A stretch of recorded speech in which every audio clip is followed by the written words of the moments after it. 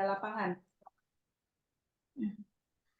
Terima kasih moderator. Izin share screen.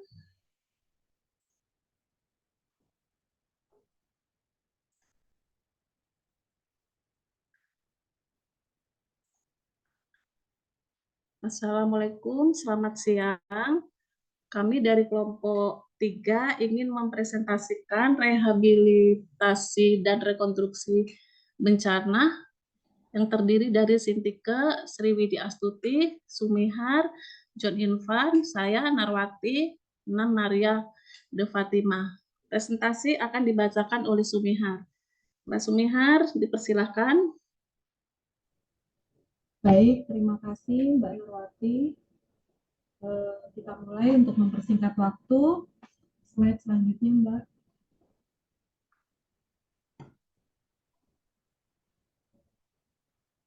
Kita mulai dari pengertian pemulihan. Pemulihan adalah aktivitas yang bertujuan untuk mengembalikan kehidupan dan infrastruktur yang mendukungnya. Kegiatan pemulihan berlanjut hingga semua sistem di wilayah bencana kembali normal atau lebih baik. Slide. Kegiatan pemulihan dapat digolongkan menjadi dua, yaitu kegiatan jangka pendek atau rehabilitasi dan jangka panjang atau rekonstruksi. Rehabilitasi sendiri itu adalah perbaikan dan pemulihan semua aspek pelayanan publik atau masyarakat sampai tingkat yang memadai pada wilayah pasca bencana dengan sasaran utama untuk normalisasi atau berjalannya secara wajar semua aspek pemerintahan dan kehidupan masyarakat pada wilayah pasca bencana. Rehabilitasi bersifat segera dan merupakan kegiatan yang menjembatani antara tanggap darurat dan pasca bencana. Rekonstruksi sendiri adalah pembangunan kembali semua prasarana dan sarana kelembagaan pada wilayah pasca bencana baik pada tingkat pemerintah maupun masyarakat dengan sasaran utama tumbuh dan berkembangnya kegiatan perekonomian, sosial dan budaya, tegaknya hukum dan ketertiban, dan bangkitnya peran serta dan masyarakat dalam segala aspek kehidupan bermasyarakat pada wilayah pasca bencana. Slide. Ruang lingkup pelaksanaan rehabilitasi yaitu perbaikan lingkungan daerah bencana. Perbaikan lingkungan fisik untuk kawasan pemukiman, kawasan industri, kawasan usaha, dan kawasan gedung. Kedua, perbaikan prasarana dan sarana umum. Prasarana dan sarana umum adalah jaringan, infrastruktur, dan fasilitas fisik yang menunjang kegiatan, kehidupan sosial, dan perekonomian masyarakat. Ketiga, suaranya tidak kedengaran.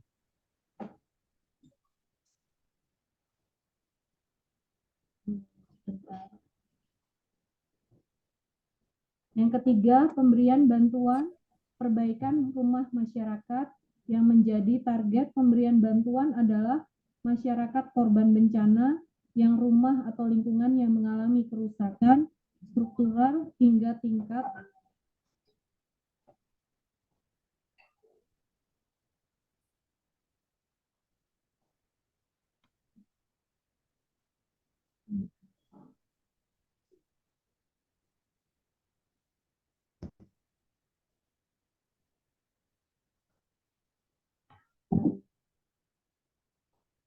yang mengalami kerusakan struktural hingga tingkat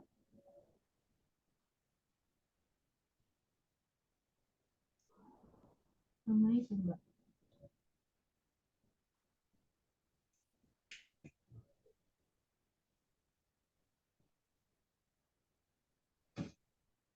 Apakah sudah terdengar jelas? Kurang besar. Oh ya.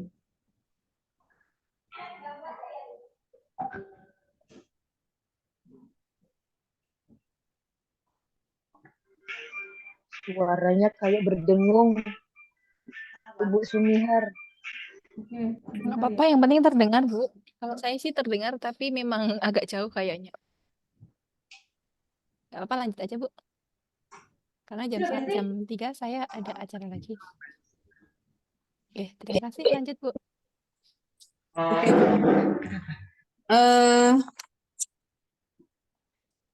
hingga tingkat sedang akibat bencana. Yang keempat adalah pemulihan sosial psikologis, pemberian bantuan kepada masyarakat yang terkena dampak bencana agar dapat berfungsi kembali secara normal.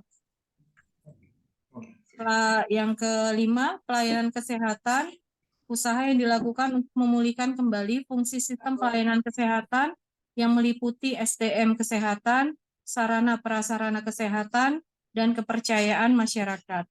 Next.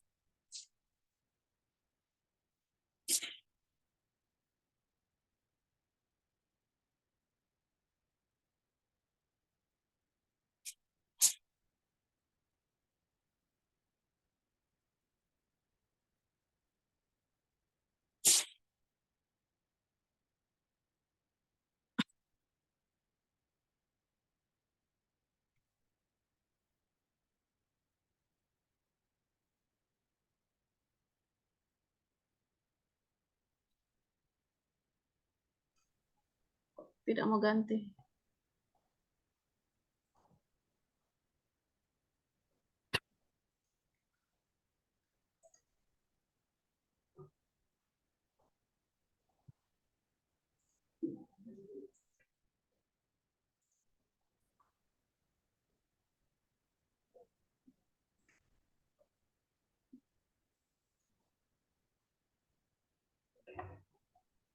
Yang keenam, rekonsiliasi dan resolusi konflik. Kegiatan rekonsiliasi adalah merukunkan atau mendamaikan kembali pihak-pihak yang terlibat dalam perselisihan, pertengkaran, dan konflik, sedangkan kegiatan resolusi adalah memposisikan perbedaan pendapat perselisihan, pertengkaran, atau konflik tersebut. Selanjutnya, pemulihan keamanan dan ketertiban. Pemulihan keamanan adalah kegiatan mengembalikan kondisi keamanan dan ketertiban masyarakat sebagaimana sebelum terjadi bencana dan menghilangkan gangguan keamanan dan ketertiban di daerah bencana. 8. Pemulihan sosial ekonomi budaya. Pemulihan sosial ekonomi budaya adalah upaya untuk memfungsikan kembali kegiatan dan atau lembaga sosial, ekonomi, dan budaya masyarakat di daerah bencana. Pemulihan fungsi pemerintah, indikator yang harus dicapai pada pemulihan fungsi pemerintah adalah keaktifan kembali petugas pemerintahan, terselamatkan dan terjaganya dokumen-dokumen negara dan pemerintah, konsolidasi dan pengaturan tugas pokok dan fungsi petugas pemerintah. 4. Berfungsi kembali peralatan pendukung tugas-tugas pemerintah. 5. Pengaturan kembali tugas-tugas instansi lembaga yang saling terkait. Next.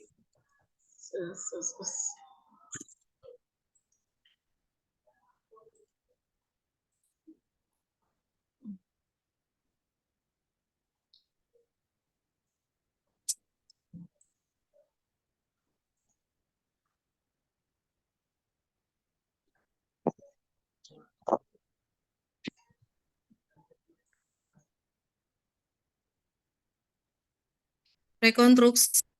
Rekonstruksi adalah pembangunan kembali semua prasarana dan sarana kelembagaan pada wilayah pasca bencana, baik pada tingkat pemerintah maupun masyarakat dengan sasaran utama tumbuh dan berkembangnya kegiatan perekonomian, sosial dan budaya, tegaknya hukum dan ketertiban, dan bangkitnya peran serta dan masyarakat dalam segala aspek kehidupan bermasyarakat pada wilayah bencana.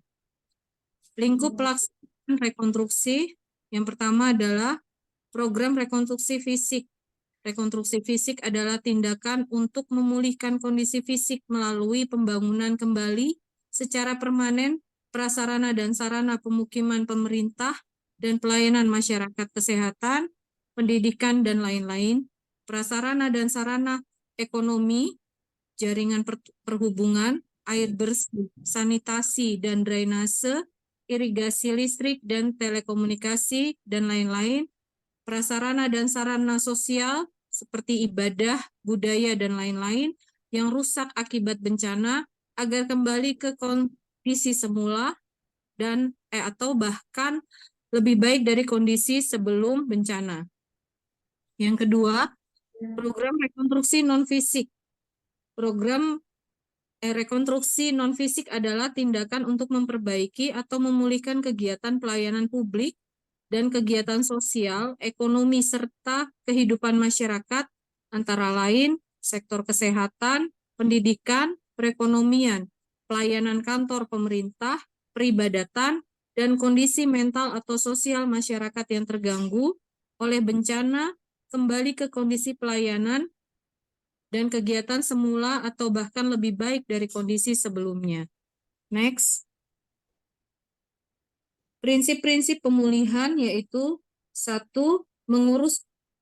Utamakan pengurangan resiko bencana. Integrasi pengurangan resiko dalam setiap aspek dan proposal proses pembangunan kembali sangat penting dalam mencapai keseluruhan tujuan dari sebuah pemulihan yang berkelanjutan. Yang kedua, didukung pemerintah. Syarat mendasar dari integritas yang berhasil adalah bahwa proses pemulihan harus didukung oleh kebijakan pemerintah yang disetujui, sistem nasional yang menumpukan alat-alat dan advokasi di antara semua sektor.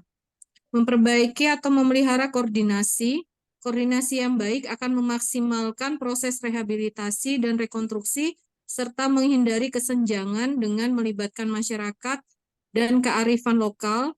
Oleh karena itu, tujuan, prioritas, tugas, dan tanggung jawab yang disusun secara partisipatif harus dilakukan melalui dialog dan pertemuan-pertemuan koordinatif.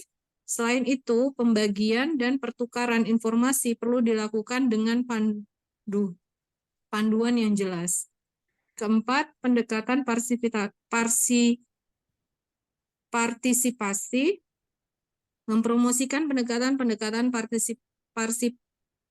partisipatoris dan perencanaan dan pemrograman yang tidak terpusat. Pemrograman rehabilitasi dan rekonstruksi harus dibuat berdasarkan pengkajian kebutuhan dan kapasitas yang jelas, sehingga inisiatif, sumber daya, dan kapasitas lokal dipahami dan digunakan sepenuhnya. Pemrograman harus dikendalikan oleh pemerintah dan dirancang untuk menjangkau populasi yang paling rentan. Yang kelima, meningkatkan standar keamanan dan mengintegrasikan pengurangan risiko. Semua aktivitas pemulihan harus menyasar pada perbaikan standar keamanan dan pengurangan risiko, termasuk menghindari risiko pembangunan yang menciptakan kerentanan atau risiko baru. Next.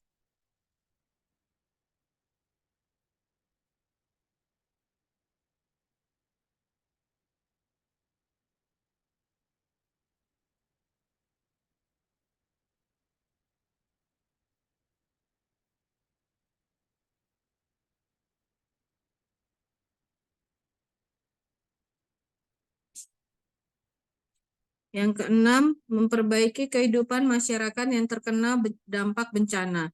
Kegiatan rehabilitasi dan rekonstruksi harus berkontribusi kepada perbaikan kondisi kehidupan masyarakat dan berbagai sektor melalui pertanian, industri kecil, rumahan, perdagangan, pelayanan, dan penciptaan kesempatan pekerjaan atau penghasilan. Yang ketujuh, membangun kemampuan sumber daya lokal dan nasional untuk peningkatan ketangguhan, manajemen risiko, dan pembangunan yang berkelanjutan. Pasca bencana besar, hal-hal berikut ini yang perlu dipertimbangkan dalam kegiatan peningkatan kapasitas, yaitu memperkuat kapasitas lokal dalam manajemen risiko bencana, pengaturan pemetaan ancaman risiko, pelatihan, dan simulasi. Yang ketiga, pengembangan kapasitas peringatan dini khusus pada tingkat lokal yang diintegrasikan dengan monitoring nasional dan provinsi dan sistem ramalan cuaca. Alat-alat pengkajian risiko kerentanan dan kapasitas yang dimasukkan ke dalam pengambilan keputusan. Yang kelima, pelatihan umum dan kegiatan pengembangan sumber daya manusia untuk pengurangan risiko. Next.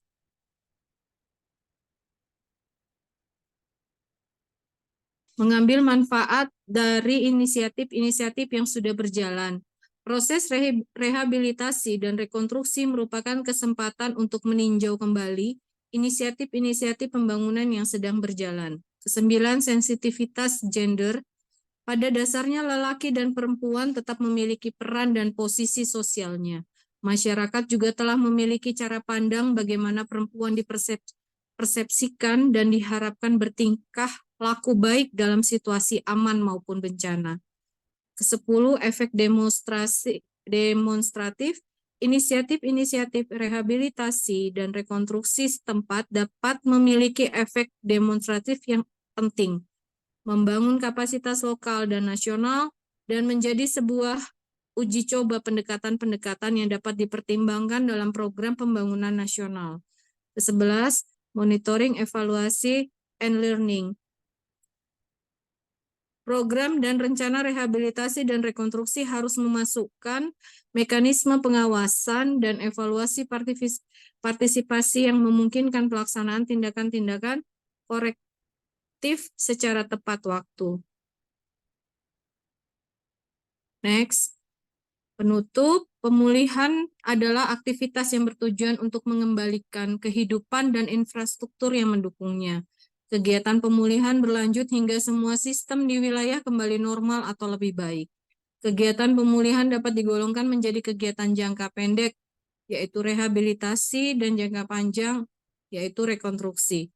Rehabilitasi adalah perbaikan dan pemulihan semua aspek pelayanan publik atau masyarakat sampai tingkat yang memadai pada wilayah pasca bencana dengan sasaran utama untuk normalisasi atau berjalannya secara wajar semua aspek pemerintah dan kehidupan masyarakat pada wilayah pasca bencana. Terima kasih.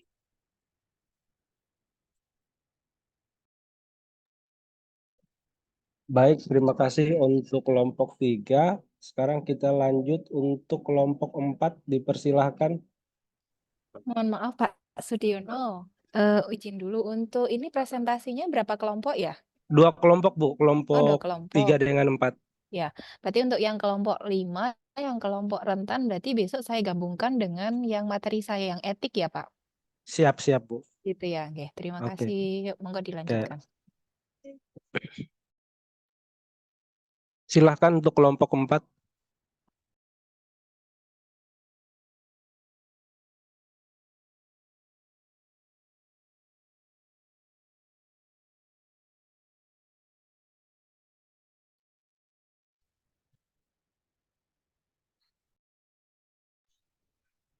Baik, terima kasih atas kesempatannya untuk kelompok 4, yaitu mempresentasi mengenai mitigasi bencana dan pemberdayaan masyarakat pasca bencana. Kelompok 4 yang terdiri dari Pak Puji Santoso, saya sendiri Rosayani, Ibu Mas Diana Damanik, Ibu Rusniwati, Ibu Yunis Tiamunte, Ibu Anggi Wulandari, dan Ibu Erwina Tanjung. Latar belakang, bencana alam merupakan suatu peristiwa yang dapat menyebabkan kerugian besar baik dari segi manusia, harta benda, maupun lingkungan, seperti terjadinya gempa bumi, tsunami, banjir, kebakaran hutan, tanah longsor, dan sebagainya. Menurut Undang-Undang Nomor 24 Tahun 2007, mitigasi adalah serangkaian upaya untuk mengurangi risiko bencana, baik melalui pembangunan fisik maupun penyadaran dan peningkatan kemampuan menghadapi ancaman bencana. Tujuan dari mitigasi bencana adalah sebagai berikut. Pertama, mengurangi risiko bencana. Kedua, meningkatkan kesadaran masyarakat akan bencana. Ketiga, membangun infrastruktur tahap bencana. Keempat, meningkatkan partisipasi masyarakat. Langkah-langkah mitigasi. Yang pertama, perencanaan dibuat berdasarkan bencana yang pernah terjadi dan bencana lain yang mungkin akan terjadi. Yang kedua, respon yang merupakan upaya meminimalkan bahaya yang diakibatkan bencana. Tahap ini berlangsung sesaat setelah terjadi bencana. Yang ketiga, pemulihan, yaitu merupakan langkah yang perlu diambil setelah bencana. Yang keempat adalah evaluasi, evaluasi terhadap langkah penanggulangan bencana yang dilakukan. Berdasarkan siklus waktunya, kegiatan penanganan bencana dapat dibagi menjadi 4 kategori. Kategori pertama, kegiatan sebelum bencana terjadi. Kedua, kegiatan saat bencana terjadi. Ketiga, kegiatan tepat setelah bencana terjadi. Keempat, kegiatan pasca bencana yang meliputi pemulihan, penyembuhan, perbaikan, dan rehabilitasi. Pemberdayaan masyarakat pasca bencana, yaitu upaya untuk memberikan dukungan dan meningkatkan kemampuan masyarakat yang terkena dampak bencana agar dapat pulih dan mandiri secara sosial, ekonomi, dan psikologi, serta saat bencana sudah terjadi. Tujuan pemberdayaan masyarakat yang pertama, membantu masyarakat dalam memulihkan kehidupan mereka, mengurangi ketergantungan terhadap bantuan luar, dan membangun keberlanjutan dalam menghadapi kemungkinan bencana di masa depan. Yang kedua, terwujudnya komitmen masyarakat dalam menghadapi bencana, terlaksananya kesiapan dan kemampuan masyarakat dalam upaya penanggulangan bencana.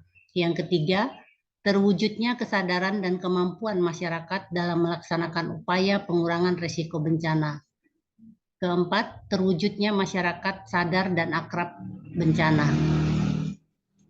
Selanjutnya dibacakan Pak Puji.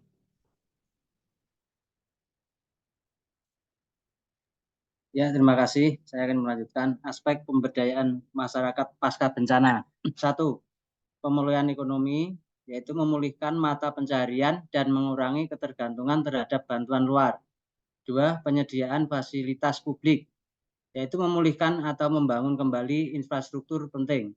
3. Pendidikan dan pelatihan, yaitu meningkatkan akses dan kualitas pendidikan bagi masyarakat pasca bencana, serta memberikan pelatihan keterampilan yang relevan dengan kebutuhan lokal.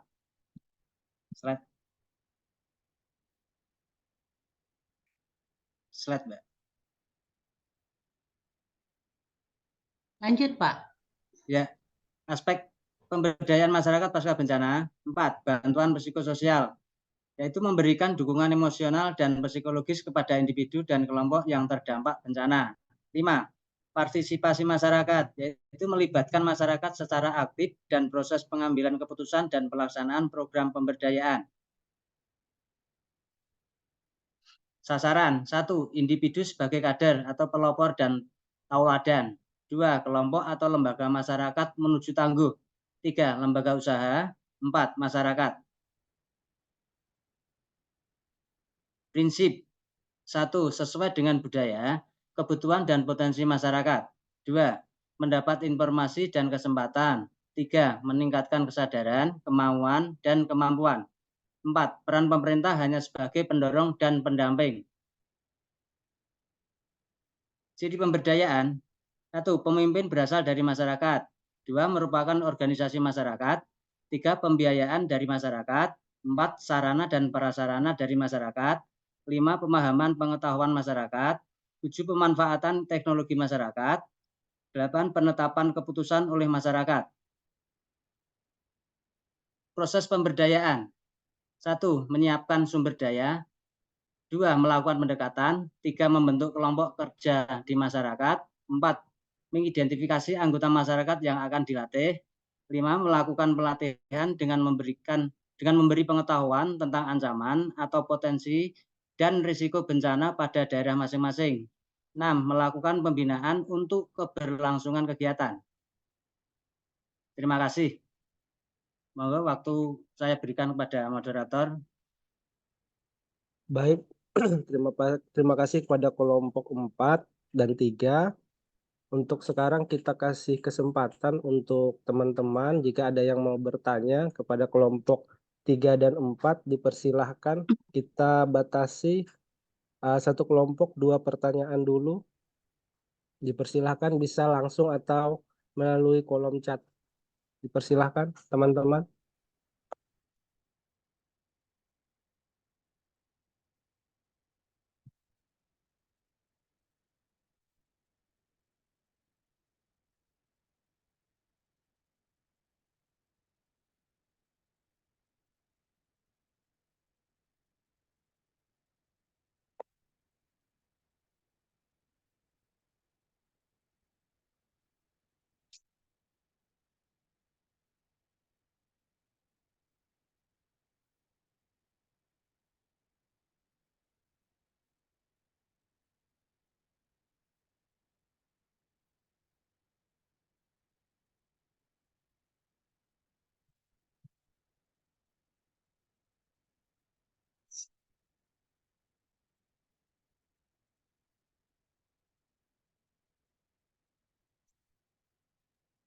Silakan Bapak Ibu ada yang diklarifikasi.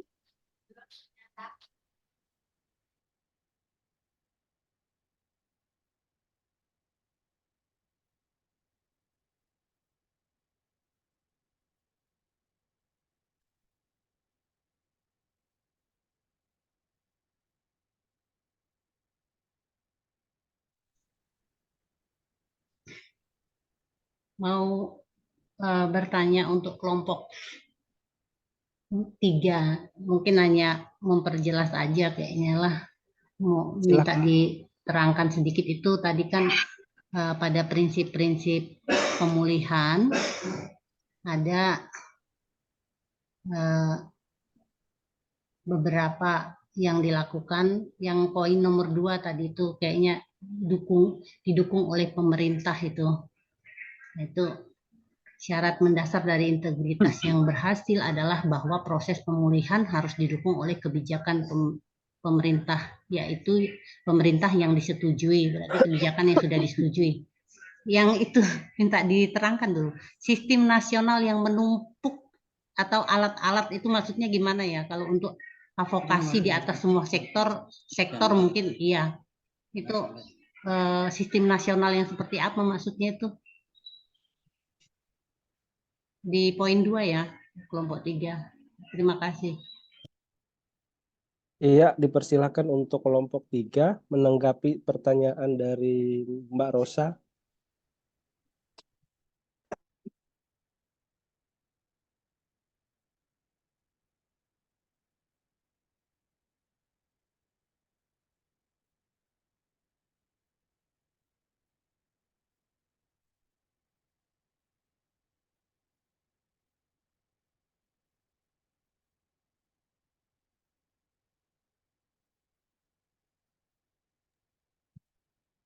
Sama dengan di kolom chat, ada pertanyaan juga dari Ibu Christine Natalia untuk kelompok 3 juga, yaitu berapa lama waktu yang dibutuhkan untuk rekonstruksi dan rehabilitasi pasca bencana sampai dengan normal kembali, dan sumber dananya murni dari pemerintahkah? Untuk kelompok 3 dipersilahkan.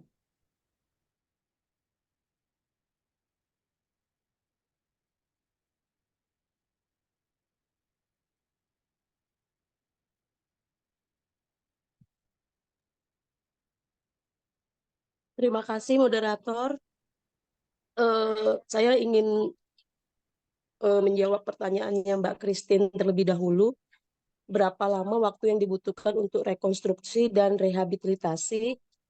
Untuk rehabilitasi itu sebenarnya rehabilitasi itu secepatnya ya jika terjadi bencana, karena rehabilitasi itu kerusakan dari ringan sampai sedang.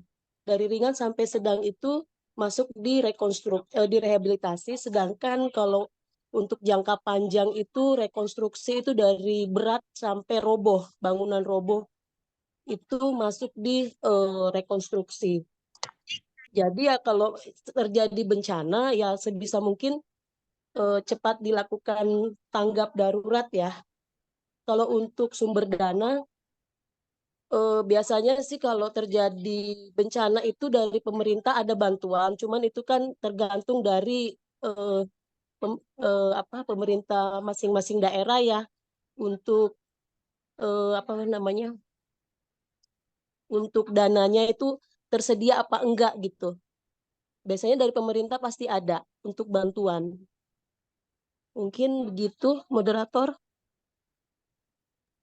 Baik, terima kasih kepada Bu Sintike. Bagaimana dengan Bu Christine? Apakah sudah terjawab atau gimana?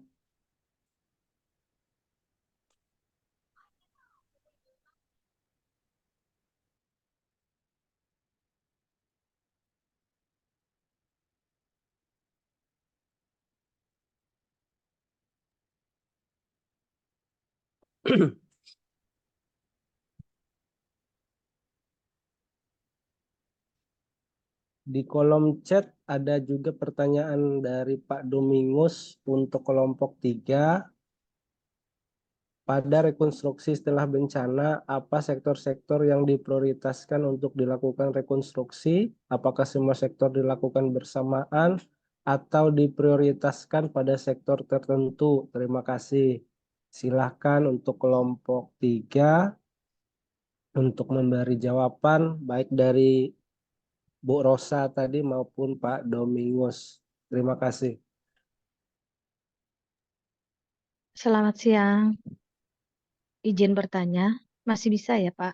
Apa Mbak Amin? Bukan. Silakan, Mbak. Oh ya, terima kasih. Apakah ada langkah-langkah prioritas untuk mendukung pasien dengan kondisi kronis atau disabilitas sebelum bencana dalam upaya rehabilitasi mereka setelah bencana? Terima kasih. Terima kasih kepada Bu Anggi. Dipersilakan untuk kelompok 3.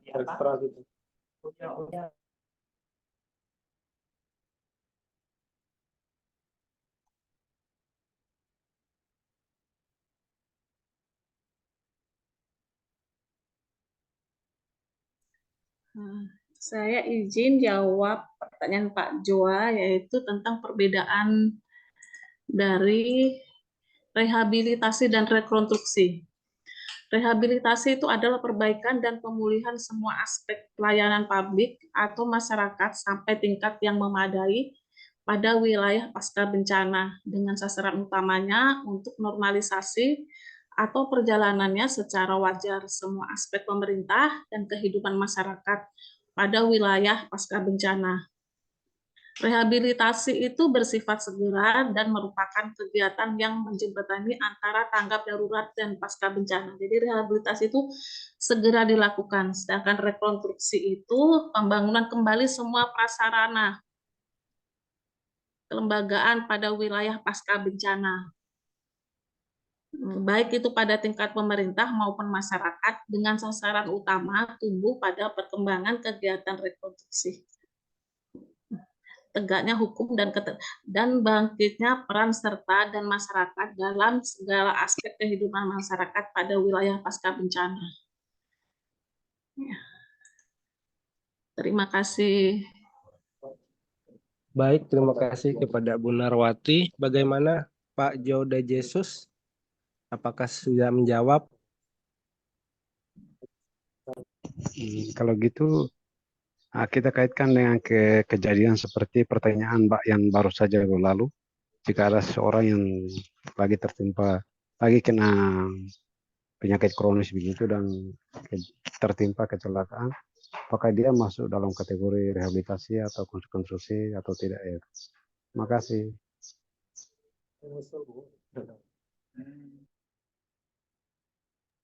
Maksudnya tadi gimana ya Pak? Pasiennya yang direkonstruksi atau gimana ya? Karena yang dibicarakan kan hanya mengenai alat-alat atau tidak berbicara tentang manusia. Jadinya saya mau tanya aja kalau mengenai manusia gimana, kalau manusianya kena musibah atau kena trauma gitu, apa tidak dilakukan rehabilitasi atau gimana? Terima kasih. Kalau saya menanggapi ya Pak, kalau misalnya ada seseorang yang terkena musibah, pastinya kita akan bawa ke fasilitas yang memadai dulu. Jika memang terjadi kerusakan di semua aspek masyarakat, seperti kayak robohnya rumah sakit, atau pastikan nanti ada posko-posko darurat yang didirikan oleh pemerintah untuk penanganan awal pada pasien-pasien yang terkena puing-puing reruntuhan mungkin, itu pasti ada disediakan tempat. Kalau itu terjadi seperti kayak kasus yang besar, yang benar-benar semua aspek rumah sakit atau puskesmas juga terkena bencana, pasti akan didirikan posko darurat. Mungkin seperti itu, Pak. Izin saya coba menambahkan dari pertanyaan Pak Joa ya. Bisa Pak Moderator? Silakan Mbak Rosa. Oke. Pertanyaan dari Pak Joa tadi ya. Pada rekonstruksi setelah bencana, apa sektor-sektor yang diprioritaskan untuk dilakukan rekonstruksi? Apakah semua sektor dilakukan bersamaan atau diprioritaskan pada sektor tertentu? Terima kasih. Nah, pada proses rekonstruksi pasca bencana, biasanya tidak semua sektor akan mendapatkan prioritas yang sama ya.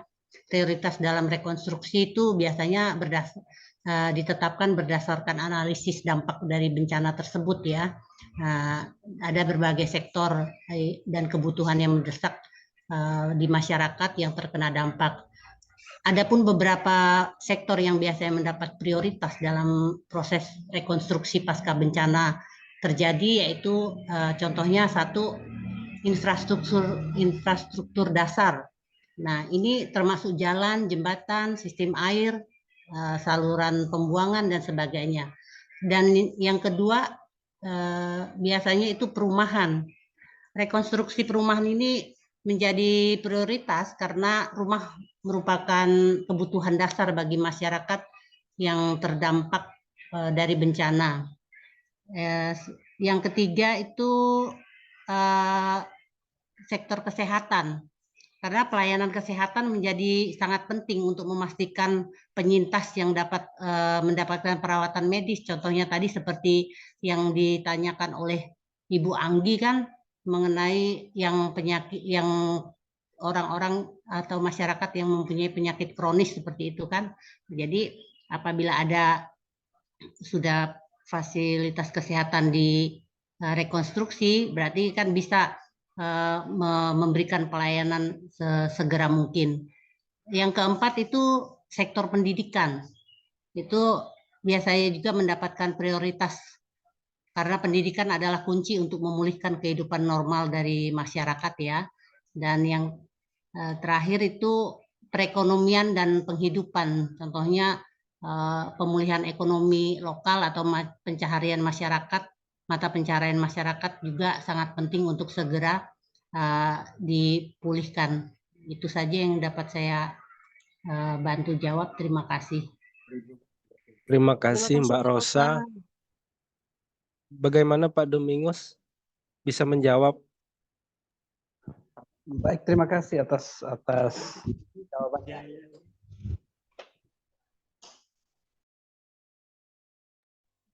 Selanjutnya untuk kelompok 3 tadi masih ada 2 pertanyaan dari Bu Rosa dan Mbak Anggi.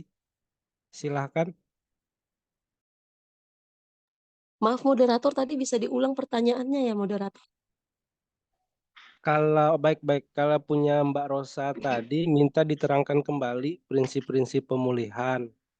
Dan untuk Ibu Anggi tadi bisa diulang kembali Bu Anggi pertanyaannya. Baik, bisa. Apakah ada langkah-langkah prioritas untuk mendukung pasien dengan kondisi kronis atau disabilitas sebelum bencana dalam upaya rehabilitasi mereka setelah bencana?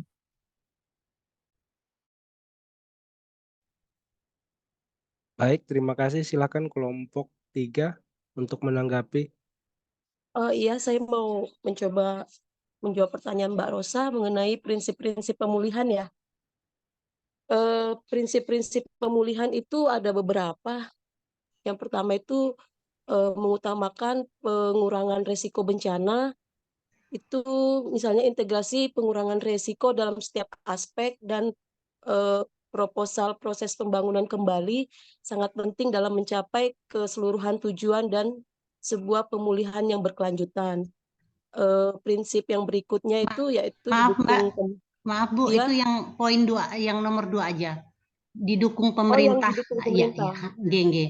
Yang itu sistem nasional yang merupakan atau alat-alat itu maksudnya gimana, itu aja yang mau saya tanyakan. Ada itu di slide pen lah. Oke, makasih. Iya, Bu. Nah.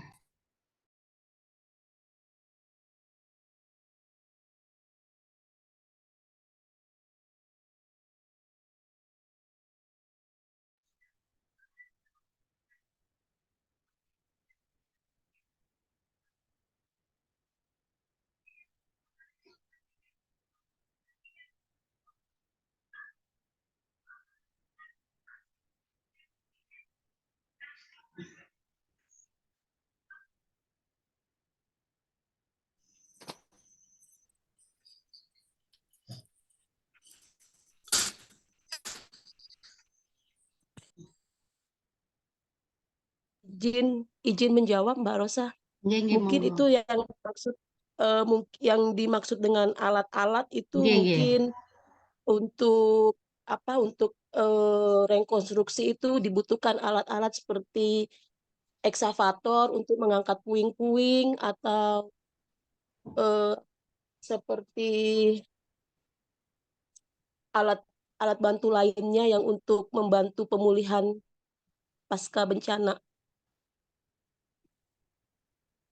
Dan itu sistem nasionalnya, maksudnya? Sistem nasional. Ya, sistemnya seperti apa?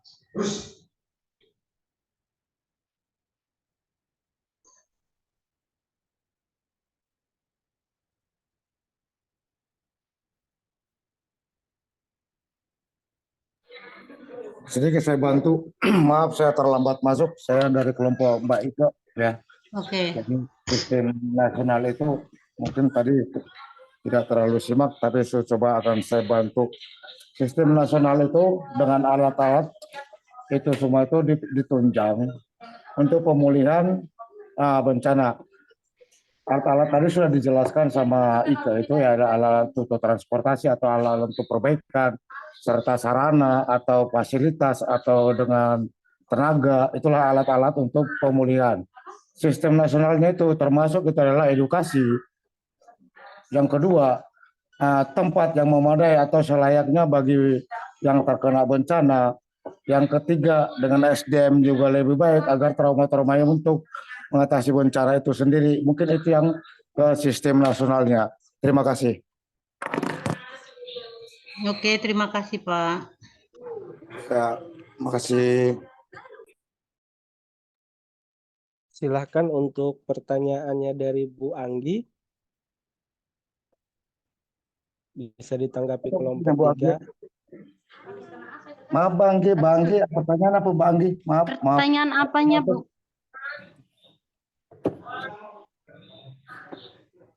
Oh iya, ini Pak. Apakah ada langkah-langkah prioritas untuk mendukung pasien dengan kondisi kronis atau disabilitas sebelum bencana dalam upaya rehabilitasi mereka setelah bencana? Itu. Langkah-langkah apa tadi?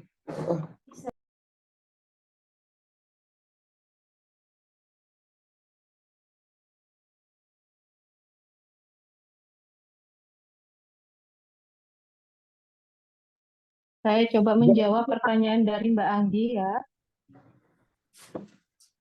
Jadi ada 5 langkah untuk pencegahan pada penyandang disabilitas, yaitu fasilitas dan layanan bencana yang dapat diakses. Teknologi komunikasi itu sangat penting bagi penyandang disabilitas untuk menilai kerusakan, pengumpulan informasi, dan penyebaran bantuan logistik.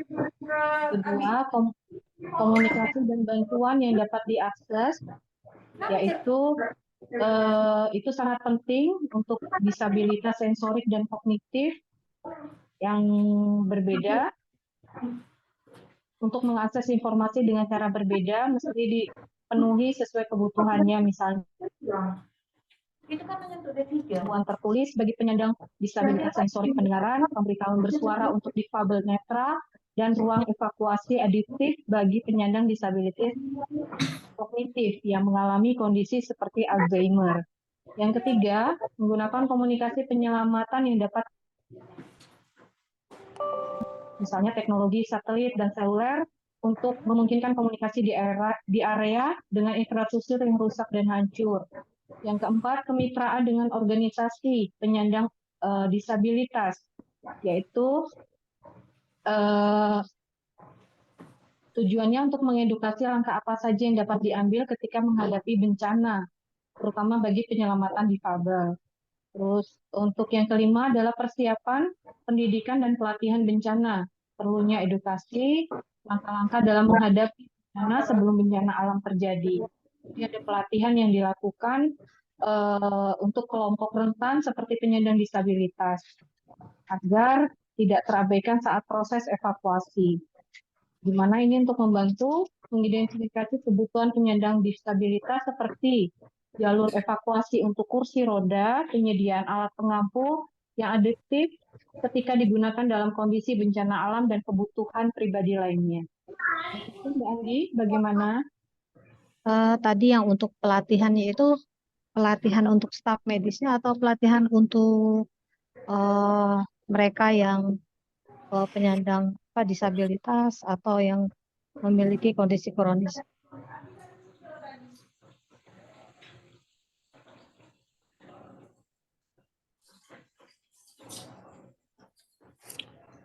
Kalau pelatihannya itu terutama itu ditujukan kepada tim medisnya dulu yang pertama ya, agar mengedukasi para disabilitas bagaimana caranya untuk jalur-jalur disabilitas, misalnya menunjukkan itu master point di mana atau pertemuan. Yang kedua itu para aparat itu bisa dicontohkan ke tokoh adat atau tokoh masyarakat yang ada di daerah bencana, rawan bencana itu sendiri. Jadi mereka juga bisa mengadakan pertemuan atau pelatihan edukasi di satu tempat. Jika terjadi bencana, mereka akan mengarahkan kemana arahnya semua atau memberikan masukan-masukan yang lainnya. Pelatihannya mungkin dengan seperti itu. Yang penting pertama itu ke petugas medisnya dulu, baru ke tokoh masyarakatnya. Nah, dari petugas medisnya bekerja sama dengan tokoh masyarakat, lalu mengedukasi para masyarakat itu sendiri, terutama yang disabilitas yang perlu bantuan. Terima kasih. Baik Pak John, terima kasih. Baik, terima kasih untuk kelompok 3. Untuk teman-teman yang lain, apakah ada pertanyaan untuk kelompok 4?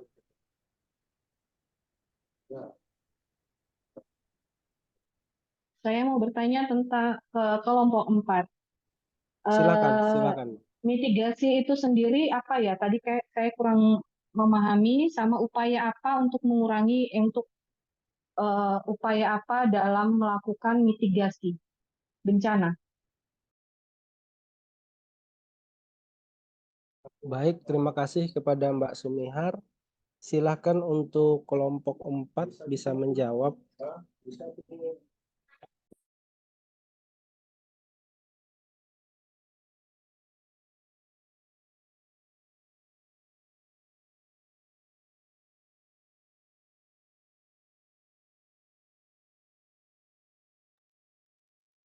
Di kolom chat juga ada pertanyaan dari Pak Domingus.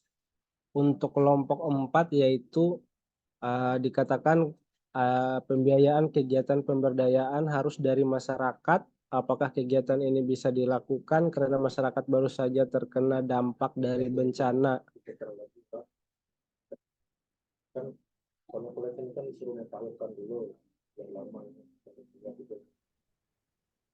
Terima kasih. Mungkin bisa saya coba jawab nomor 1 dulu. Jawab pertanyaan dari Ibu Sumihar.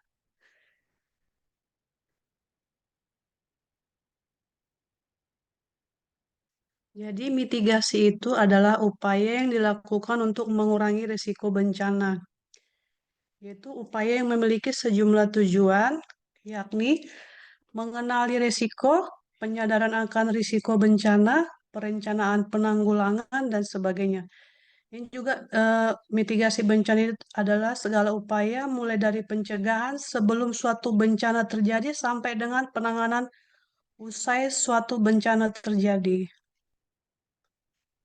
Mungkin itu, terima kasih. Bagaimana Mbak Sumihar? Apakah terjawab pertanyaannya? Baik, nah sekarang kalau misalnya menanyakan tentang mitigasi, seandainya terjadi tsunami, nah bagaimana langkah-langkah untuk mengetahui terjadinya tsunami di suatu daerah? Terus daerah-daerah yang bagaimana yang beresiko untuk terjadinya tsunami?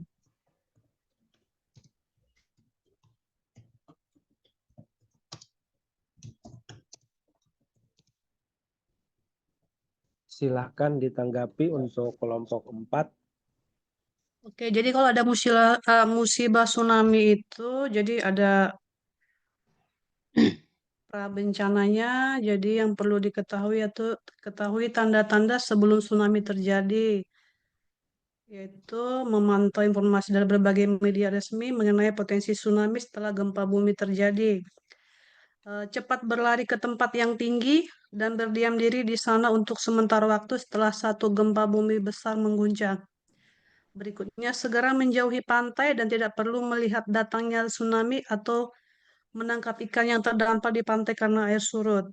Berikutnya, mengetahui tingkat kerawanan tempat tinggal akan bahaya tsunami dan jalur evakuasi tercepat ke dataran yang lebih tinggi. Tsunami biasanya tidak datang sekali tetapi bisa sampai 5 kali. Oleh karena itu, sebelum ada pengumuman dari pihak berwenang bahwa kondisi telah aman, harus tetap berada di tempat yang disarankan. Jangan meninggalkan tempat evakuasi karena sering kali gelombang yang datang kemudian justru lebih tinggi dan berbahaya.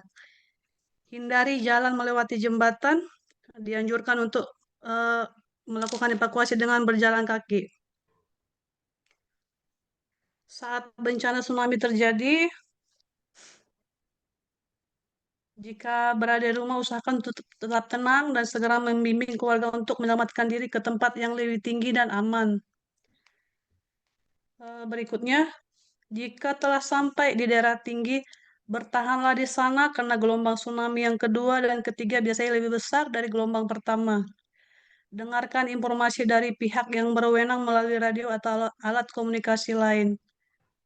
Jangan kembali sebelum keadaan dinyatakan aman oleh pihak berwenang.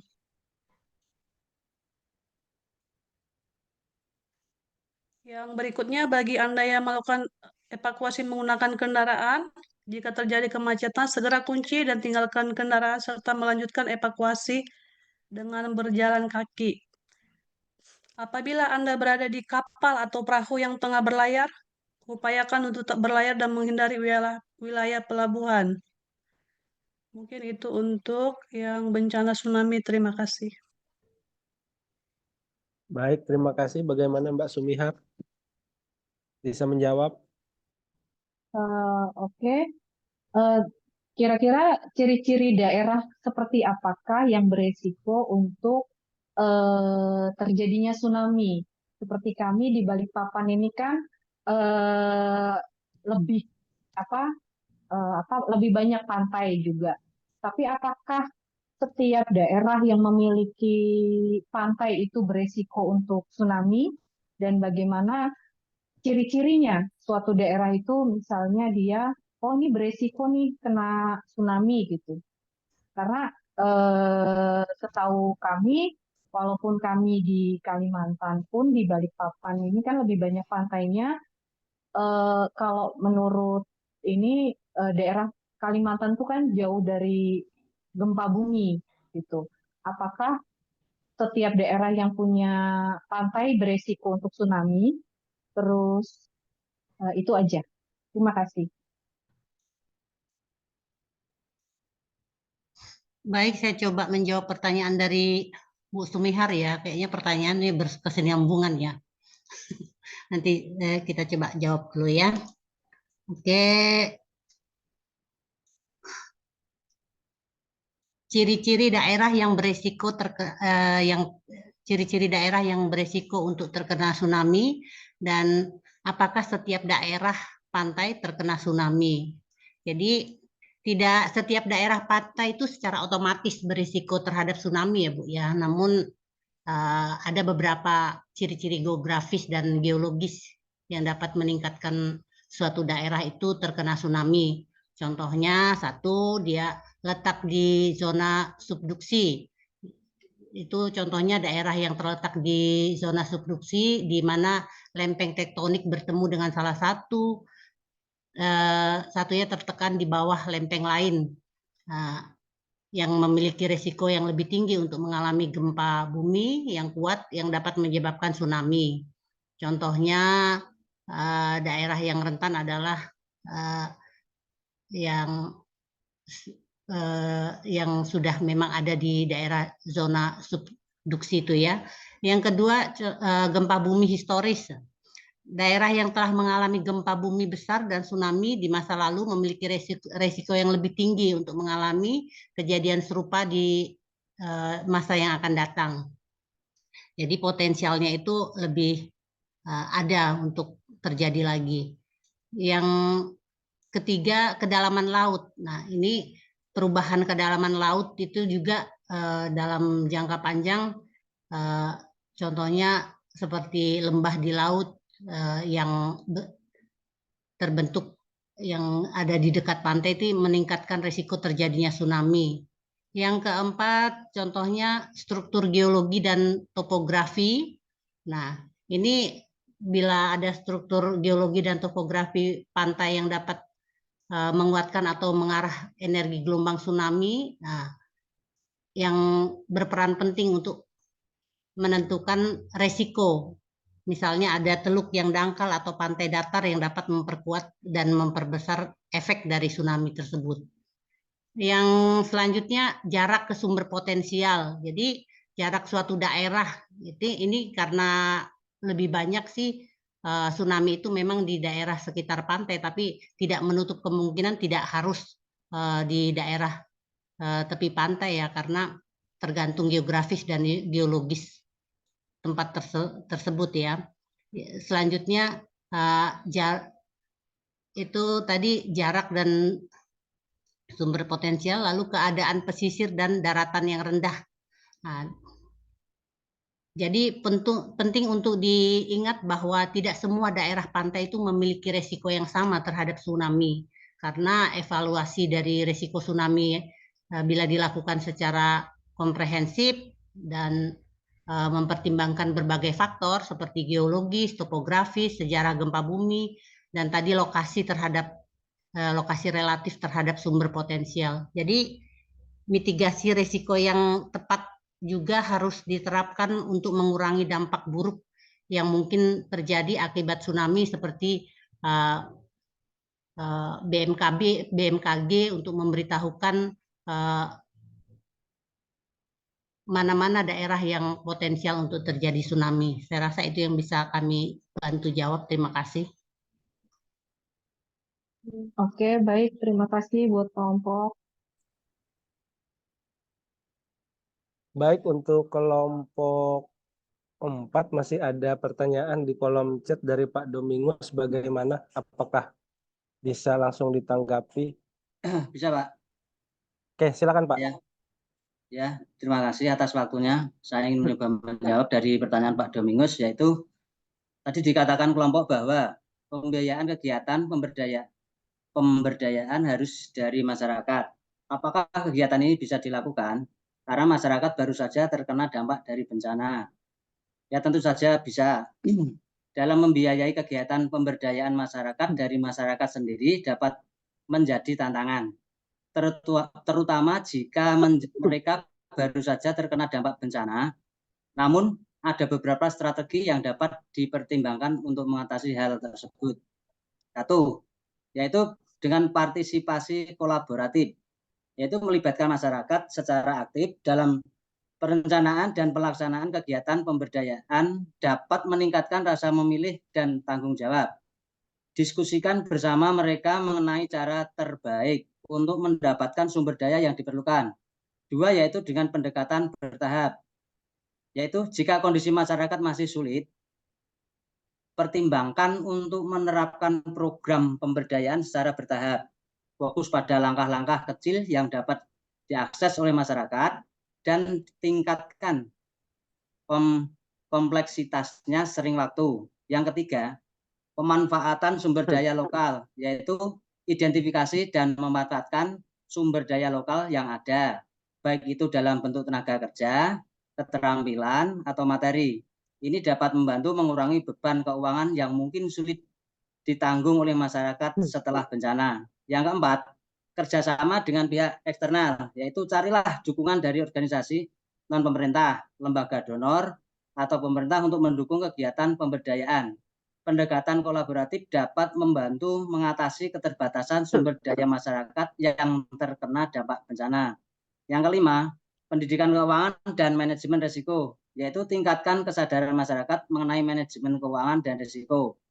Dengan memberikan pendidikan dan pelatihan, masyarakat dapat lebih siap mengelola sumber daya mereka untuk mendukung kegiatan pemberdayaan. Penting untuk memahami kebutuhan dan kapasitas masyarakat setelah bencana dan bersama-sama mencari solusi yang paling sesuai dengan situasi yang dihadapi.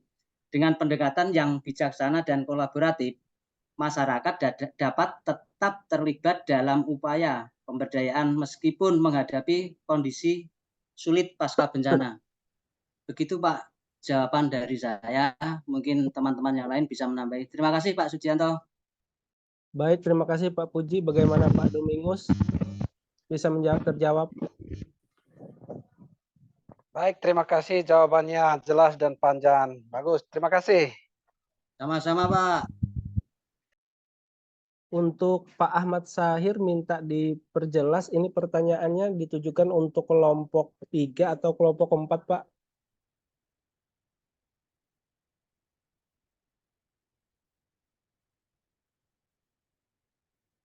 Oke, ini pertanyaan dari Pak Ahmad Saril ini ditujukan untuk kelompok 3, yaitu bagaimana mengatur berbagai bantuan terutama dari luar negeri, prosedurnya bagaimana, apakah semua bantuan kita terima atau bagaimana.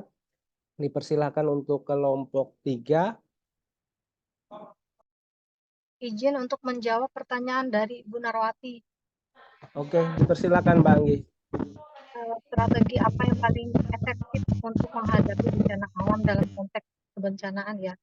Yang pastinya strategi yang paling efektif untuk menghadapi bencana alam itu melibatkan pendekatan yang holistik dan terintegrasi yang pastinya. Nah, seperti yang pertama misalkan pendidikan dan kesadaran masyarakat, kemudian ada perencanaan darurat dan evakuasi, kemudian kita juga infrastrukturnya itu yang tahan bencana gitu dalam hal membangun dan memperkuat infrastruktur yang tahan bencana seperti bangunan yang aman, sistem peringatan dini dan drainase yang baik untuk mengurangi dampak bencana. Kemudian ada sistem peringatan dini tadi, kemudian pelatihan dan simulasi, kemudian kebijakan penggunaan lahan dan zona bahaya, zonasi bahaya, kemudian kolaborasi dan koordinasi antar instansi, kemudian kita bisa pengelolaan sumber daya alam yang berkelanjutan, seperti melakukan pengelolaan sumber daya alam dengan berkelanjutan untuk mengurangi potensi bencana terkait lingkungan, kemudian pemulihan pasca bencana yang cepat dan terkoordinasi, kemudian investasi jangka panjang dalam mitigasi. Melibatkan investasi jangka panjang dalam mitigasi bencana termasuk perubahan perilaku dan kebijakan yang mendukung keberlanjutan lingkungan. Seperti itu. Baik, terima kasih Bu Anggi. Bagaimana dengan Bu Narwati? Apakah bisa terjawab pertanyaannya?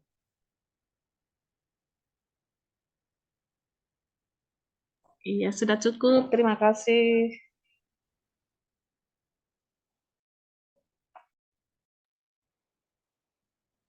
Ya, ini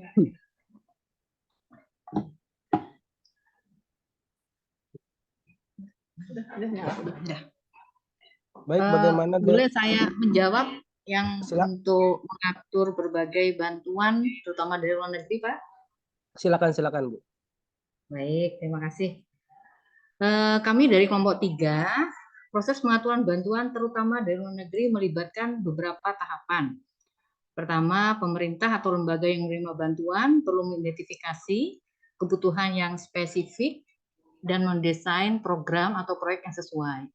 Selanjutnya, mereka dapat mengajukan permohonan bantuan kepada lembaga atau negara donor, yang maksudnya yang memberikan kepada kita. Terus, prosedur penerimaan bantuan melibatkan evaluasi oleh pihak donor untuk memastikan kepatuhan dengan persyaratan dan tujuan bantuan. Jadi bantuannya itu untuk apa? Bencana atau bagaimana? Terus penerima bantuan juga harus melibatkan transparansi dan akuntabilitas dalam mengelola dan melaporkan penggunaan dana tersebut. Jadi apabila bantuan itu sudah datang, maka harus transparansi. Dalam artian kita harus tahu berapa bantuan yang diberikan kepada kita dan untuk apa-apa saja. Karena ini kaitannya untuk pelaporan. Penting untuk menjalin kerjasama yang baik antara kita, misalnya Indonesia, dengan penerima dengan pemberi donor, dalam hal ini misalnya negara luar negeri. Jadi setelah bantuan itu diterima, maka harus dimonitoring dan dievaluasi, dilakukan untuk memastikan bahwa bantuan tersebut memberikan dampak yang diinginkan dan diarahkan sesuai dengan kebutuhan yang telah ditetapkan. Mungkin itu kami dari kelompok 3, Pak. Terima kasih. Sedikit saya tambahkan untuk dari kelompok 3, ya, untuk bagaimana mengatasi atau bantuan dari luar itu. Salah satu contoh ya yang seperti kita sering baca atau nonton di televisi, salah satunya kita harus membuka rekening transfer untuk bantuan atas nama dari BNPB atau dari amal untuk bantuan bencana. Itu untuk yang uang. Yang kedua, ya kalau untuk bantuan barang dalam negeri dapat juga langsung dikirim ke BNPB atau aparatur negara atau organisasi negara, pemerintah yang terlebih dahulu mengirimkan surat kepada Ketua Gugus atau Tugas Percepatan Penanganan Bencana. Itu yang untuk barang, yang untuk uang ya kita membuka rekening ya. Dan biasanya skemanya itu adalah kalau dari BNPB berkoordinasi dengan Kemenkes, biasanya itu dilibatkan untuk Kemenkes. Kemenkes itu Kemenkes pusat, artinya kenapa dilibatkan dalam arti kemanusiaan atau krisis kesehatan, itu dari BNPB. Dan yang lainnya ada lagi dari lembaga usaha atau organisasi masyarakat, itu dilibatkan itu yang untuk sandang pangan. Tapi semua itu atas berdasarkan dari kalau di Indonesia itu namanya BNPB. Dari BNPB berkoordinasilah dengan 3 organisasi ini. Begitu mungkin. Terima kasih. Baik, terima kasih kepada kelompok 3. Bagaimana Pak Ahmad Sahrir? Jelas? Ya, terima kasih atas penjelasannya. Mantap. Baik, terima kasih. Selanjutnya ini untuk kelompok 4 masih ada 2 pertanyaan ini dari Bu Sintike dengan Bu Widi. Dipersilahkan untuk menanggapi. Saya Pak, coba Iya menjawab. Kak, izin menjawab untuk pertanyaan dari Bu Sintike. Apa hubungan antara mitigasi dan adaptasi dalam konteks penanganan bencana? Kalau kita lihat mitigasi itu sendiri, kan penjelasannya adalah upaya untuk mengurangi atau mencegah dampak buruk dari bencana alam. Sedangkan untuk adaptasi adalah upaya untuk beradaptasi atau mempersiapkan diri dengan lebih baik menghadapi perubahan yang dapat terjadi akibat bencana alam. Kemudian hubungan keduanya, jika dikaitkan, kedua konsep ini saling melengkapi. Mitigasi itu sendiri dapat membantu mengurangi risiko bencana, sementara adaptasi membantu persiapan dan respon yang lebih baik terhadap bencana yang mungkin tetap terjadi. Kemudian strategi terbaik melibatkan pendekatan terpadu yang menggabungkan elemen-elemen mitigasi dan adaptasi untuk mencapai keberlanjutan dan ketangguhan yang lebih baik. Dengan memadukan mitigasi dan adaptasi, masyarakat dan pemerintah dapat membentuk strategi yang holistik untuk menghadapi bencana alam dengan lebih baik, meminimalkan risiko, dan meningkatkan kemampuan untuk merespon perubahan lingkungan. Mungkin itu jawabannya. Apa bisa diterima, Bu Sintike? Baik, Mbak. Terima kasih. Sama-sama. Untuk kelompok 4 masih ada 1 pertanyaan dari Bu Widi. Dipersilahkan, mengingat waktu kita sudah Baiklah, Pak Sudi, saya coba jawab sedikit mengenai pertanyaan dari Ibu Widi ya. Iya, silakan Mbak Rosa. Pertanyaannya, bentar dulu, saya lihat dulu sebentar. Di Balikpapan terdapat kilang minyak. Saya sebagai orang awam, apa yang saya tanyakan, bingung juga Ibu ya mau nanyakan apa. Apabila terjadi bencana ledakan, saya harus bertanya ke siapa, apa antisipasi saya agar apabila terjadi bencana tersebut. Jadi ini berarti pertanyaannya bila terjadi di kilang minyak ya Bu ya.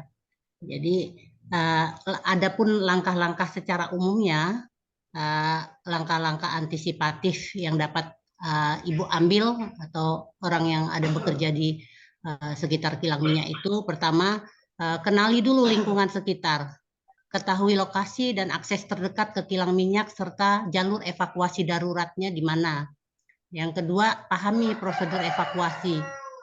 Pelajari prosedur evakuasi yang telah disiapkan oleh beberapa pihak atau kilang minyak tersebut, termasuk lokasi titik kumpul dan rute dari evakuasi. Yang ketiga, memiliki perlengkapan darurat. Jadi persiapan itu dipersiapkan tas darurat yang berisi air minum, masker, debu, baterai cadangan, senter, dan lain-lain yang biasanya diperlukan saat dalam keadaan situasi darurat. Selanjutnya, yang keempat, hubungi pihak berwenang. Jadi perlu diketahui nomor-nomor kontak darurat pihak berwenang seperti contohnya pemadam kebakaran, polisi, rumah sakit terdekat, dan kita juga bisa menyimpan nomor-nomor tersebut dan mudah untuk kita akses seperti itu. Yang selanjutnya, ikuti petunjuk peringatan. Jika terjadi peringatan atau instruksi evakuasi dari pihak berwenang atau di tempat kejadian, segera ikuti petunjuk yang diberikan tanpa ada rasa panik. Jadi selalu penting untuk waspada dan siap menghadapi situasi darurat, terutama di lingkungan industri seperti di kilang minyak, dan memahami resiko potensial dan mengambil langkah-langkah antisipasi yang tepat sehingga dapat meningkatkan keselamatan Anda, orang-orang sekitar untuk menghadapi ledakan atau bencana yang tidak kita duga. Saya rasa itu yang bisa saya bantu jawab. Terima kasih untuk Bu Widi. Baik, terima kasih pada Mbak Rosa. Bagaimana Bu Widi, terjawab pertanyaannya? Sebagian terjawab. Jadi gini, misal saya tinggal di daerah kan dekat kilang ya Pak ya, dekat kilang. Nah, saya ini kan orang awam. Kayak mana sih kalau misalnya kilang minyak ini tiba-tiba meledak, misal apa saja sih yang terus saya itu harus tanyanya kemana? Apakah saya tanya ke kilang Pertamina, Pak? Kalau misalnya ada bunyi apa-apa, saya harus bagaimana? Apakah seperti itu ataukah memang yang di balik papan di sini ada mungkin kayak model tempat khusus yang harus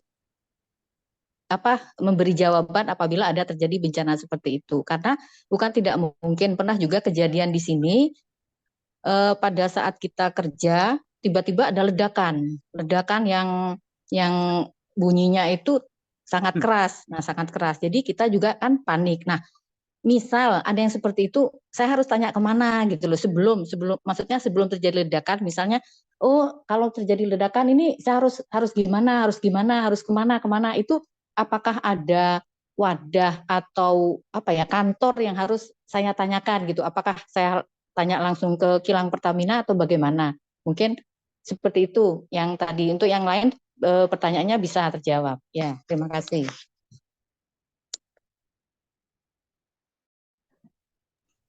Oke, Bu Widi, sedikit ini ya menyampaikan. Sebenarnya sih kalau tidak hanya di kilang minyak ya Bu ya, di mana saja kalau memang ada resiko untuk terjadi bencana, contohnya ledakan atau sebagainya itu, kita tuh contoh saja seperti kita untuk ada tindakan terjadi contohnya di satu rumah sakit terjadi kebakaran sekalipun, itu kita harus karena sebagai orang awam pun setidaknya sudah ada Badan Penanggulangan Bencana ada dipaparkan sedikit-sedikit mengenai edukasi bagaimana untuk terjadinya bencana. Setidaknya kita sebagai orang awam harus sedikit memahami lah, mempelajari tentang contohnya kalau tadi yang Ibu sampaikan di dekat kilang minyak, berarti kan sudah sedikit banyaknya akan tahu, suatu saat memang kalau kilang minyak tersebut terjadi ledakan, apa yang akan saya lakukan. Jadi berarti kita sudah memahami sebenarnya ada resiko resiko kita tinggal di sekitar situ. Jadi kalau untuk itu tadi, kalau di satu perusahaan, kalau kita masyarakat awam berarti kita harus mengerti, oh kalau terjadi seperti ini, pasti kita berpikir juga, kita mengenali juga rute dari evakuasi, minimal untuk diri kita sendiri. Nah, dan dari prosedur evakuasi itu bagaimana saya untuk mendapatkan menyelamatkan diri, minimal untuk dirinya sendiri dulu, Bu.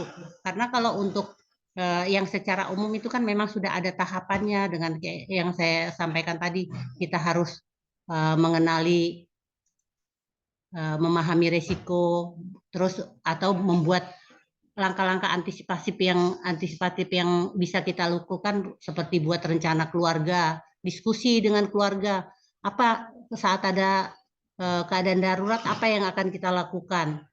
Lalu di dalam keluarga kita sendiri pun biasanya kita melakukan persiapan.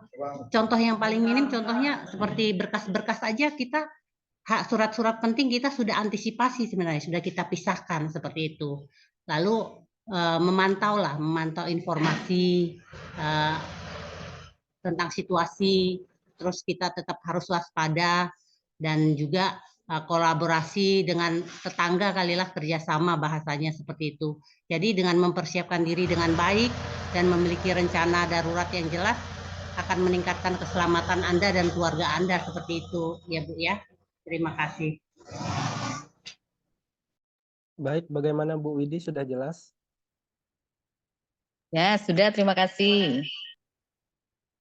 Baik, untuk sesi tanya jawab saya cukupkan. Terima kasih untuk kelompok 3 dan kelompok 4 atas waktunya, atas paparannya.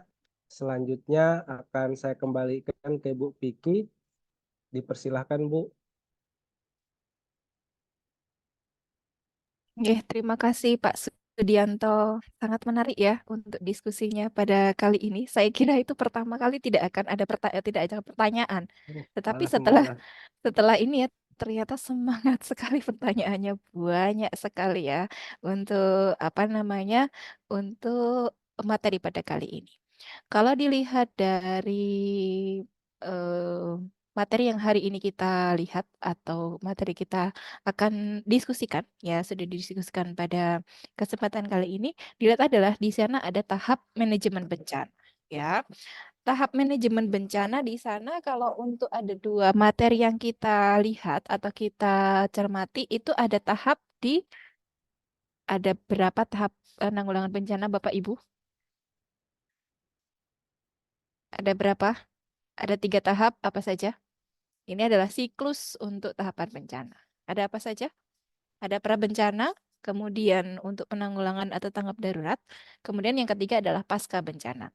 Nah, untuk pada kali ini kita terkait adalah dengan prabencana dan di pasca bencananya. Karena di tahap daruratnya kita masih ada untuk penentuan untuk triase dan lain sebagainya ya.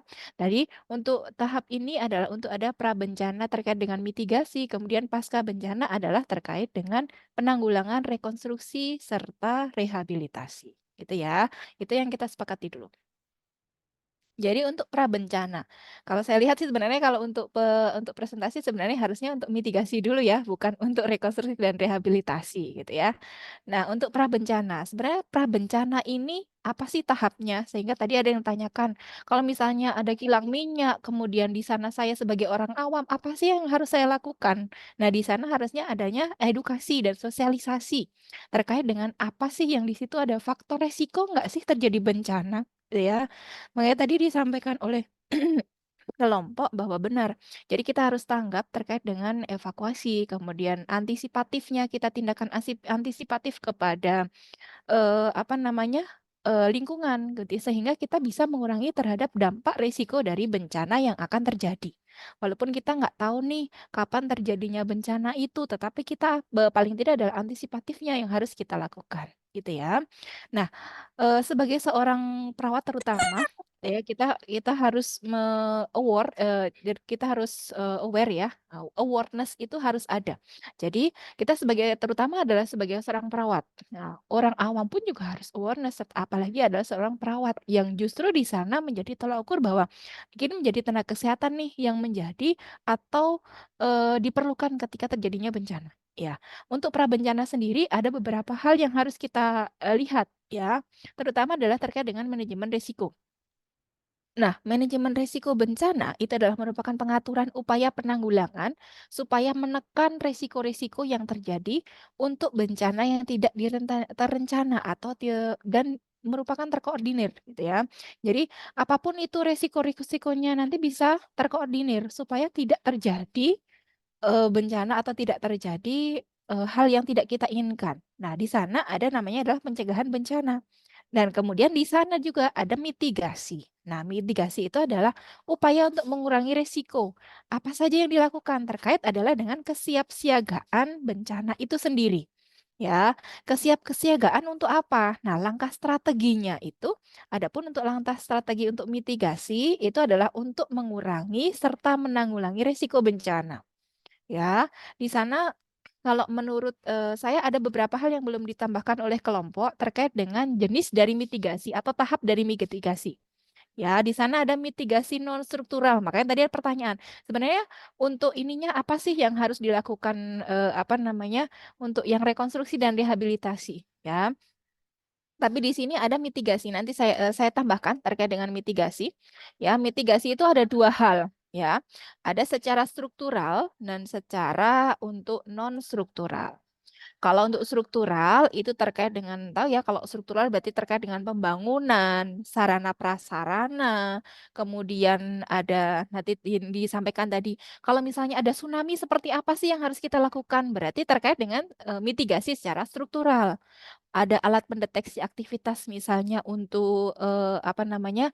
eh, Early warning system atau sistem peringatan dini untuk pencegahan untuk gelombang tsunami seperti apa. Nah, itu adalah salah satu untuk mitigasi secara struktural. Kemudian kalau misalnya oh dekat gunung gitu ya, gunung misalnya ada pendeteksi aktivitas gunung berapi. Nah, itu adalah terkait dengan untuk mitigasi struktural. Nah, ada lagi adalah untuk mitigasi untuk kultural. Nah, apa itu kultural? Ya, kultural itu adalah untuk mengurangi kerentanan atau vulnerability. Dari apa namanya untuk vulnerability, contohnya tadi yang disampaikan seperti apa sih kalau untuk penanganan pada pasien-pasien atau pada orang rentan. Nah, orang rentan nanti akan kita pelajari. Sebenarnya saya mau saya cut tapi tetap apa namanya kalau misalnya baru bertanya gitu kan, biasanya kan lebih ini ya, lebih apa namanya semangat gitu. Makanya saya biarkan aja gitu ya. Tadi yang ditanya adalah terkait dengan bagaimana kalau untuk usia rentan? Nanti usia rentan nanti akan kita sampaikan di tahap selanjutnya untuk kelompok 5 ya. Nah, ini kalau untuk mitigasinya dulu. Mitigasinya untuk kultural untuk mengurangi kerentanan atau vulnerability. Ini nanti terkait dengan kebijakan bahwa pembuatan peraturan-peraturan perundang-undangan gitu ya, terutama untuk perundang-undangan untuk kebencanaan itu adalah UU nomor 24 tahun 2007. Ya, ini sudah dari pemerintah sudah melakukan sudah melakukan antisipatif gitu ya. Tindakan antisipatif adalah untuk penanggulangan bagaimana alurnya nih.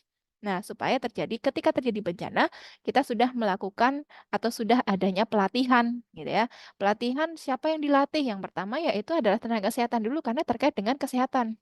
Baru nanti kalau misalnya itu adalah kader, kemudian ada misalnya tadi tokoh masyarakat gitu, benar ya. Jadi masyarakat memang harus dilakukan pemberdayaan supaya apa?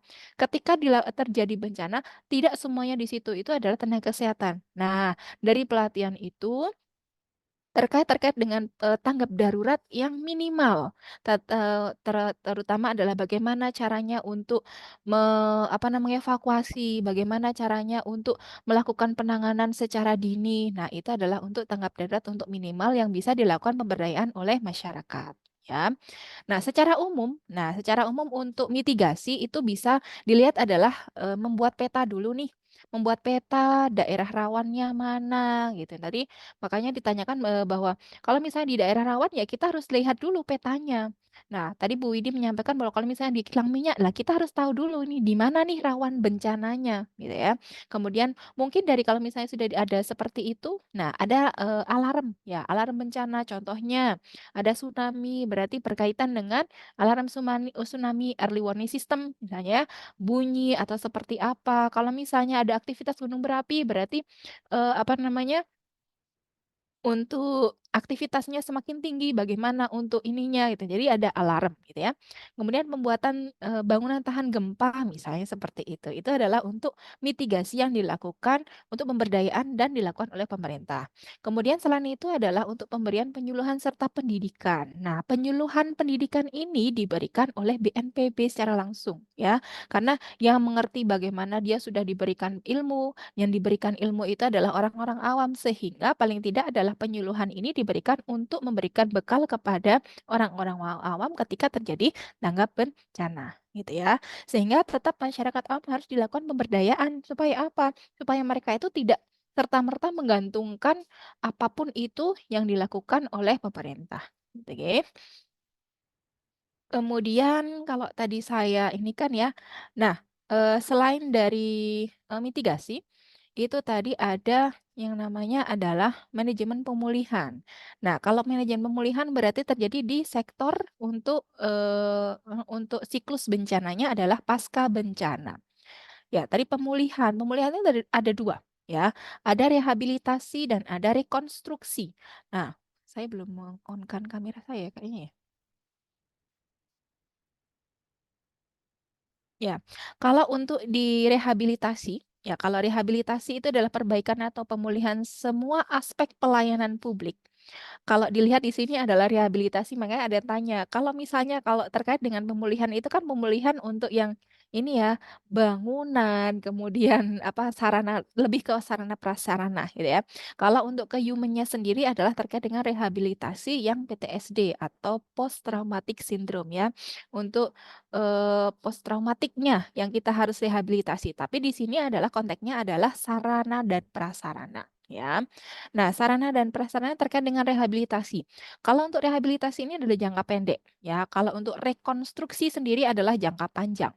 Kalau untuk rehabilitasi ya adalah terkait masyarakat yang tidak terkait dengan pemulihan semua aspek pelayanan publik ya dari masyarakat sampai tingkat yang memadai pada wilayah pasca bencana.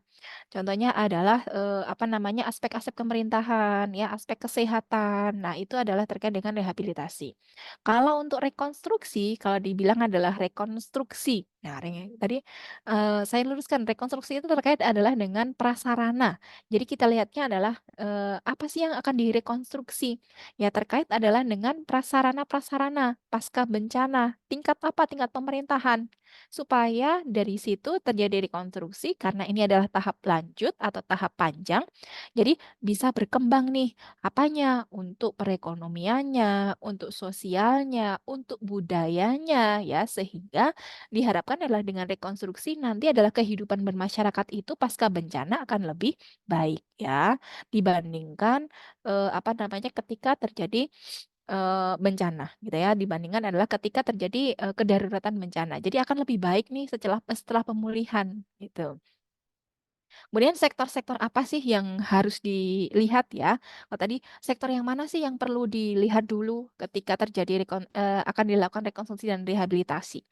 Nah, sektor-sektor itu ini, pelaksanaannya, saya menambahkan ya tadi untuk jawabannya sudah benar ya, sudah bagus. Jadi sektor yang ditambahkan itu terkait dengan, rehabilitasi dan rekonstruksi itu menjadi kewenangan dari, kita harus melakukan pengkajian dulu nih, karena merupakan kewenangan dari ini ya pemerintah ya.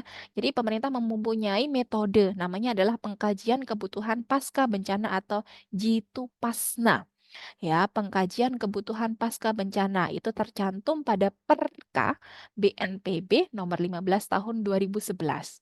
Nah, mungkin Bapak Ibu yang apa namanya pernah tergabung dari tim kebencanaan mungkin paham ya, gitu ya.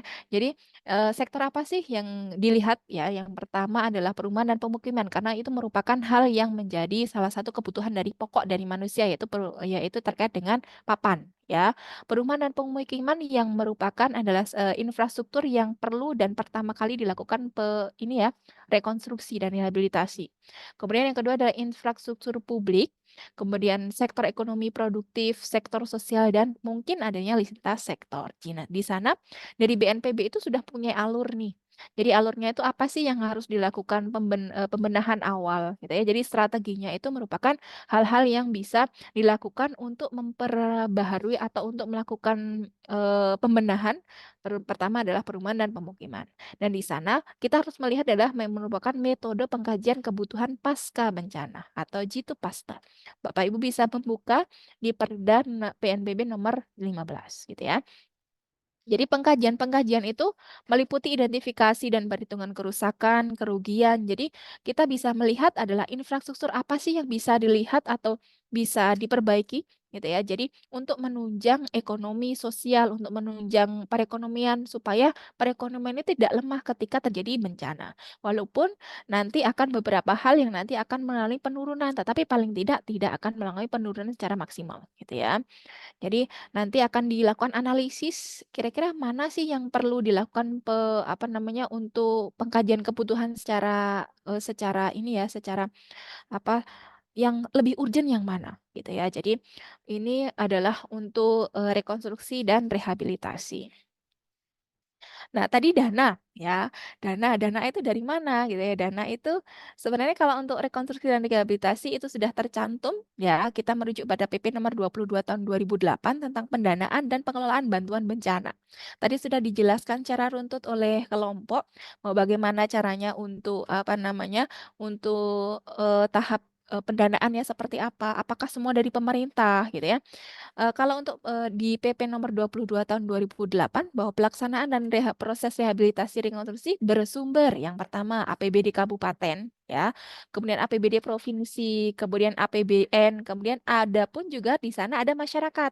Makanya ada pemberdayaan masyarakat. Boleh kok masyarakat itu menyumbang. Nah, kemudian yang terakhir adalah bantuan dari luar negeri. Bagus ya pertanyaan tadi bahwa bagaimana alur bantuan dari luar negeri gitu ya.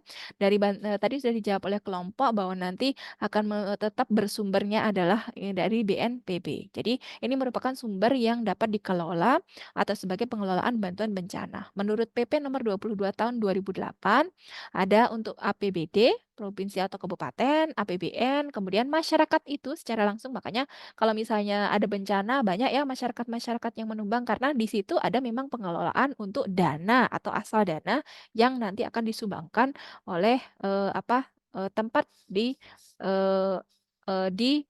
bencana tersebut gitu ya.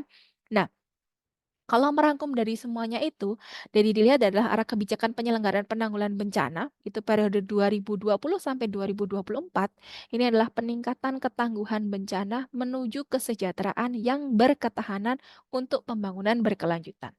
Rumit sekali ya, perkataannya atau kata-katanya, tetapi paling tidak adalah karena karena merupakan terkait dengan demografis negara Indonesia ya, itu merupakan rawan bencana. Jadi penanggulangan bencana itu menjadi pokok atau menjadi kebijakan utama. Jadi Indonesia terutama tahun 2020 sampai tahun 2024 terkait dengan peningkatan ketangguhan bencana. Jadi dengan demografi seperti ini maka pemerintah juga melakukan peningkatan ketangguhan bencana, terutama adalah dengan pembuatan undang-undang, kemudian melakukan mitigasi secara secara besar-besaran terkait dengan pelatihan, kemudian penyuluhan, kemudian untuk menuju kesejahteraan yang berketahanan untuk pembangunan berkelanjutan. Jadi memang untuk mitigasi, kemudian hal-hal yang berkaitan dengan kedaruratan itu harus dilaksanakan supaya apa? Pemulihan itu menjadi hal yang prioritas karena dari sini tadi dikatakan bahwa apa hubungannya adaptasi dengan pemulihan atau mitigasinya? Karena dengan adaptasi itu maka kita dapat melakukan pemulihan secara maksimal. Karena dengan mitigasi, oh saya tahu nih bagaimana caranya untuk melakukan antisipatif terhadap bencana. Nah, setelah itu maka ketika terjadi bencana maka terjadi adaptasi nih. Nah, setelah terjadi adaptasi, kemudian akan terjadi pemulihan. Pemulihan yaitu rehabilitatif gitu. Ya. Jadi manajemen penanggulangan bencana itu merupakan upaya yang dilaksanakan untuk mencegah ya, pencegahan, mitigasi, kesiapsiagaan, ya, dan di situ untuk meningkatkan dari kesejahteraan masyarakat pasca bencana. Itu adalah hal yang krusial yang tadi sudah disampaikan oleh kelompok, gitu ya. Yang tadi saya rangkum menjadi satu, itu yang terkait adalah dengan siklus bencana, ada pra bencana, kemudian ada pasca bencana, dan ada kedaruratan bencana. Yang kita pelajari di sini adalah untuk yang pra bencana dan pasca bencana. Begitu Bapak Ibu, cukup untuk hari ini. Ternyata banyak sekali pertanyaan ya. Untuk ke depan, untuk untuk yang kelompok 5 yang ini ya, untuk yang minggu depan, kayaknya tanggal 8 ya Bapak Ibu, libur bersama nggak sih? Libur kayaknya, Bu. Libur ya? Kita Tanggal cari merah, waktu Bu. lain aja ya, Bu. Kita cari waktu lain aja, gitu nggih? Kita cari waktu lain aja. Ya, Bu. Gimana, Bu? Gimana? Bu. Tanggal merah. Betul, saya juga di Jawa juga tanggal merah, Bu. Bukan hanya di Kalimantan dan di Sumatera ya. Ya, jadi kita cari waktu lain ya, Bu. Artinya menarik sekali ya. Saya lebih suka kuliah ini di kantor daripada di ini ya, di rumah gitu. Iya, Karena Bu. kalau di rumah itu sudah Bu. sudah Untuk, Bu. betul, sudah dirusui sama anak-anak gitu. Kayaknya kok nggak maksimal gitu cara penyampaiannya gitu ya, Bu. Nah, nanti kalau misalnya ini bisa di hari Senin mungkin ya, Bu, sebelum kita UTS gitu ya. Boleh ya, Bu? Bisa, Bu. Nanti hari Senin ya, baik. Sebelum UTS kita laksanakan untuk pertemuan yang kelima untuk apa ya? Tadi itu untuk perawatan populasi rentan ya. Kemudian adalah satu lagi adalah untuk etika dan ini ya, apa ya? Etik dan legal gitu ya untuk punya saya gitu ya. Gitu. Baik, cukup. Oh ya, saya mau ini. Ibu Mariana ada nggak sih? Ibu Mariana ada? Ibu Mariana ada? Mariana ada ya, Bu. Sepertinya Iya. tidak ada Mariana. Iya, karena dari tadi kayaknya tidak ada Ibu Mariana sama Ibu Erwina Tanjung ada. Ibu Erwina Mariatun, Tanjung Bu, ada. ada, Bu. Erwina Tanjung ada, Bu. Oh, iya tadi jawab nggak Bu Erwina? Nggak jawab saya, Bu. Iya, karena saya lihat kok kayaknya Bu Erwina kok tidak ada suaranya ya. Ibu Mariana Iya. atau Mariatun? Mariana kok, Bu, yang ini. Maria de Fatima kali, Bu. Oh iya. Oh iya benar-benar. Benar-benar Bu Maria. Ada nggak Bu Maria? Ada tapi tidak menjawab ya kayaknya ya. Tidak berkontribusi dalam Iya, Bu. menjawab pertanyaan ya kayaknya ya Ibu Maria de Fatima ya. Yang lainnya bagus ya. Yang lainnya bagus kok untuk pendapatnya. Dan terima kasih Bapak Ibu untuk hari ini yang sangat semangat sekali memberikan informasi. Juga saya juga dapat informasi dari Bapak Ibu semuanya dan dari pertanyaan dan jawabannya juga bagus-bagus. Gitu ya. Baik, cukup nggih Bapak Ibu? Ada yang diklarifikasi? Cukup nggih? Cukup, Bu. Oke, cukup. Oke. Baik, terima kasih Bapak Ibu untuk hari ini. Selamat sore. Ya, selamat sore. Wassalamualaikum warahmatullahi wabarakatuh. Selamat sore, Bu. Terima kasih. Sama-sama. Terima kasih, Bu. Selamat sore. Selamat sore. Saya izin live.